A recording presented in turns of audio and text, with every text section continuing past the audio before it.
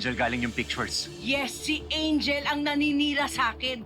Kung naniwala lang kasi kayo ni Vanessa na palayasin yung babae niya sa bahay niyo, di hindi na sana nawasak ang pamilya natin. Di mawasak yung pamilya natin kundi kayo nangaliwa, Ma. Kaya ba kayo pumunta dito para ibaling yung sisi sa iba? Ano sa tingin mo pag nagpa-victim ka? Mababawasan yung sakit na binigay niyo sa amin ni Dad? Ni Lexie? Ano pa bang gusto mong gawin ko para patunayan sa'yo na nagsisisi ako? Ano, magpapako ako sa krus? Yung Diyos nga marunong magpatawad. Ikaw, pinahirapan mo lang ako. I don't have time for this. Nung nagloko yung tatay mo, hindi ka naman nagalit ng ganito di ba? Pero nung ako ngayon, halos isumpa mo na ako? Gusto mo malaman kung bakit? Yes. Dahil iba ang babae pag nangaliwa. That is just the most misogynistic thing to say. Do you realize how unfair that is? O di unfair na kung unfair. But in my book, mali pag babae ang nangaliwa. Mas masagwa.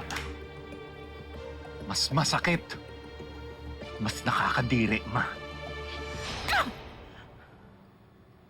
Sorry kung hindi ko kayang maging perpekto sa selective morality mo.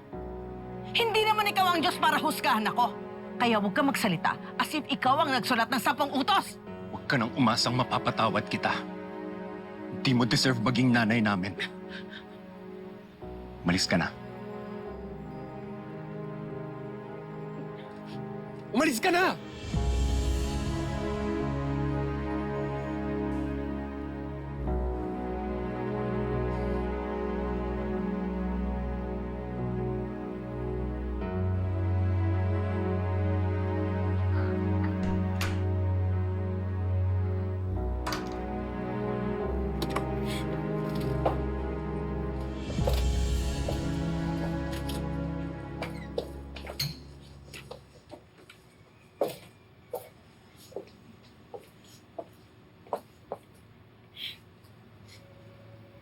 Kumusta ka? May kailangan ka ba? Basta pag may kailangan ka, sabihin mo lang sa akin, ha? Ate, gusto ko na lang muna magpahinga.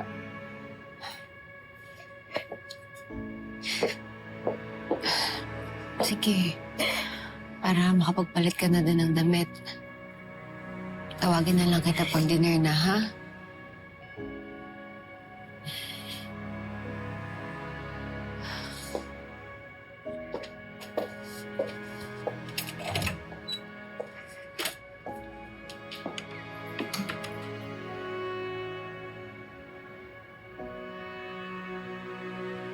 Kuya!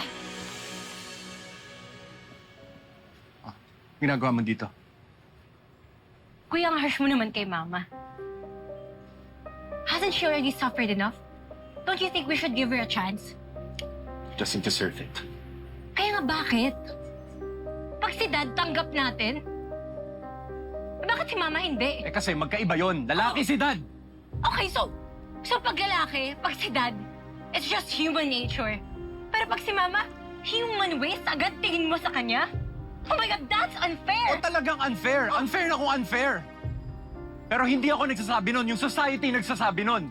Sinasabi nila na mas mali pag ang babae ang nangaliwa. Lexie! Sabi nila!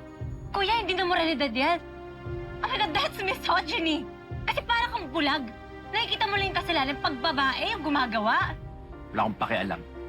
Basta Lexie, ang gusto ko sumunod ka sa akin. Iwasan mo si Mama. Dahil kahit anong Bible verse pang recite niya, amoy na amoy pa rin yung baho ng pinaggagawa niya. Kuya, seryoso ka ba? Seryoso ka ba? Kakalimutan mo ng lahat ng magagandang ginawa ni Mama. Just because she committed one mistake. Lexie, sumunod ka na lang sa akin. No, Kuya! Sumunod ka sa akin! No! You can't force me to hate Mom! Kasi kahit anong mangyari, Mama ko pa rin siya. At mahal ko si Mama. Lexie! Lexie, bumalik ka dito!